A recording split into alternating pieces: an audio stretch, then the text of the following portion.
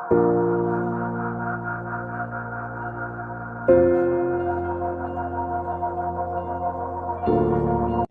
साहब, ये interventional radiology है, इसकी कोई लिमिटेशंस भी है, कुछ सीमाएं हैं कि इसके आगे वो वर्क नहीं कर पाती है, इन चीज़ों में वर्क नहीं कर पाती?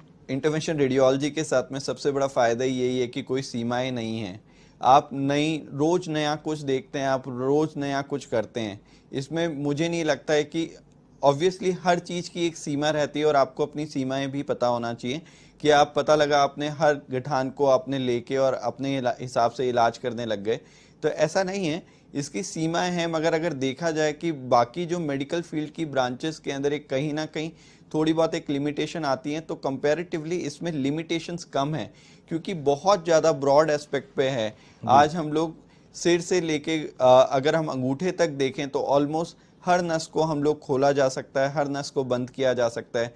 अगर पता लगा एक्सीडेंट में किसी के खून का प्रभाव हो रहा है, कहीं से रक्त का प्रभाव है, तो हम लोग उसको बंद कर सकते हैं। उसी प्रकार से अगर ट्रेडिशनल सर्जरीज अगर हम लोग देखें तो कई बार होता है, हम लोग सुनते हैं कि इस सर्जरी से पहले हमें 6 लीटर 6 यूनिट हमें ब्लड की जरूरत रहेगी और हमें देना पड़ेगा। तो इन सब सर्जरीज में हम लोग प्री ऑपरेटिव एम्बुलाइजेशन, जिन गठानों में खून बहने की संभावना बहुत ज़्यादा है, जैसे कि महात्मा गांधी में कई बार हमारे पास ऑर्थोपेडिशन से या फिर गैस्ट्रो सर्जरी से कॉल्स आते हैं कि इन गठानों में हमें लगता है कि खून बहुत बहेगा, तो हम लोग पहले ही जाके उसमें खून की नसों को बंद कर देते हैं। तो ऑपरेशन की जो रिस्क रहता है और खून बहने की जो तकलीफ रहती है, क्योंकि कई बार अगर देखा जाए तो कोई गांव से कोई मरीज आया, उसके साथ में बहुत ज़्यादा रिलेटिव्स नहीं है, तो खून का इकट्ठा करना है कि कहाँ से खून दे, हाँ कहाँ से खून दे, वो भी रहता है। दूसरी चीज़ ये रहती है कि खून बहने के कारण अगर अपन देखा जाए शरीर में एक लिमिटेड अमाउंट ऑफ ब्लड है, अगर हम टोटल उसे रिप्लेस भी करते हैं तो वो इतना अच्छा तरीका नहीं है। अगर हम लोग खून बहने ही नहीं दें तो वो चीज़ ज़्यादा अच्छी रहेगी। डॉक्टर साहब, रोड एक्सीडेंट होते हैं उसमें अधिकांश मरीज या तो खून बहने से मरते हैं या ऑक्सीजन से मरते हैं। सही बात है। ऑक्सीजन कमी, या तो ऑक्सीजन नहीं पहुंची दिमाग में, या खून इतना बह गया कि खून बचा नहीं और वो बॉडी को में सर्कुलेट नहीं हो पा रहा। तो ऐसे में अगर आप खून बहना रोक दें एक्सीडेंट होते ही, सही बात है, बाद में इलाज हड्डी बाद में जोड़ते रहें, बाद में दूसरे ऑपरेशन करते रहें, लेकिन खून बहना अगर आपने तत्काल रोक दिया तो मरीज के दुनिया से जाने का एक बड़ा कारण आप उसको रिमूव कर सकते हैं, रोक सकते हैं। बिल्कुल उसी प्रकार से जैसे कुछ छल्ले जो हम लोग देखते हैं वो एक तरह से जाली नुमा होते हैं।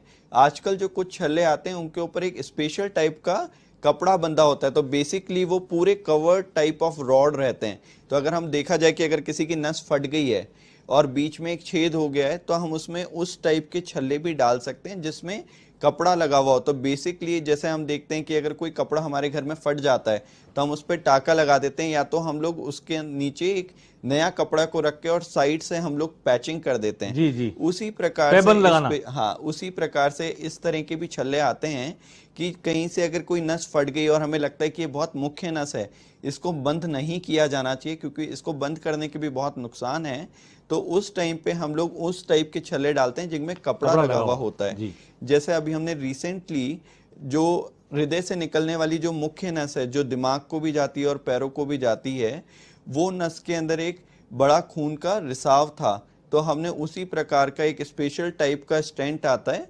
उसको हमने डाल के बंद किया गया, जिसको हम लोग टीवर बोलते हैं, थोरेसिक एओर्टिक एन्यूरिज्म रिपेयर जो रहता है, उस तरीके से हमने अभी बंद किया था रिसेंटली भी। डॉक्टर साहब, ऐसे तो कोई सीमा नहीं है, नई टेक्नोलॉजी है जी, और साइंस की भी कोई सीमा नहीं है। निरंतर रोज हर सुबह सूरज उगता है और कोई नई खबर आती है, कोई नया प्रयोग होता है, नए अन्वेषण होते हैं, नए इन्वेंशन होते हैं। मानव सभ्यता जो पत्थरों के युग से आज तक उसने प्रगति की है, वो दिन दूनी और रात चौगनी प्रगति करती जा रही है। हर रोज इलाज के नए नए तरीके, नई नई तकनीक, कम खतरनाक तकनीक, कम जोखिम भरी तकनीक और रेडियोलॉजी और एटॉमिक एनर्जी के जरिए इलाज की तकनीक ऐसी रोज विकसित होती रही है, होती जाएंगी। स्काई इज द लिमिट, आकाश की सीमा है इस सब की।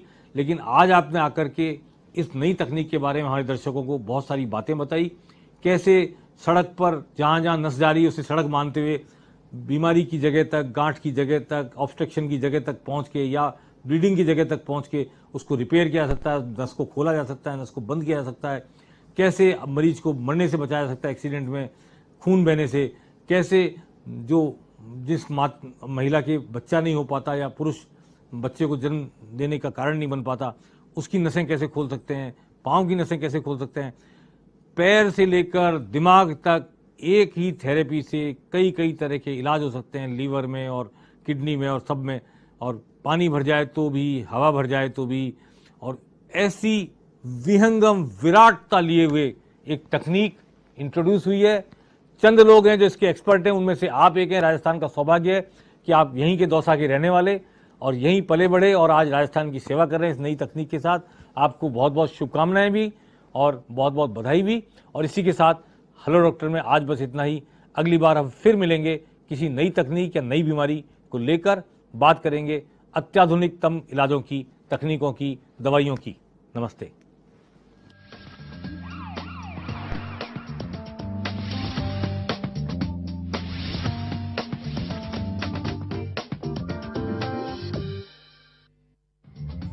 इस कार्यक्रम के प्रायोजक हैं महात्मा गांधी